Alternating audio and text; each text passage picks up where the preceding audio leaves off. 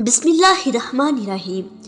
नाज़रीन गिरामी अस्सलाम वालेकुम। इस वक्त पूरी दुनिया की नज़रें साल 2022 पर हैं कि क्या ये वही साल है कि जिसमें इमाम महदी अलैहिस्सलाम का ज़हूर होगा, क्योंकि इमाम महदी अलैहिस्सलाम का ज़हूर हर हाल में होना है और तमाम मज़ाहब इस बात को मानते हैं कि जनाब रसूल खुदा सल्लल्लाहु अलैहि वसल्लम ने फरमाया था कि अगर क़यामत में एक दिन भी बाकी रह जाए या फिर एक रात भी बाकी रह जाए तो अल्लाह इस रात को या फिर इस दिन को इतना तवील करेगा कि इमाम महदी अलैहिस्सलाम का ज़हूर हो जाएगा।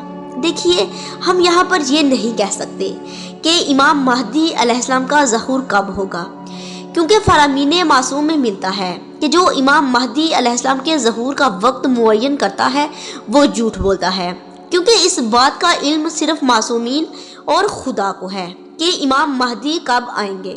लेकिन कुछ निशानियां हैं जो हमको मासूमीन अलैहिस्सलाम ने बताई हैं।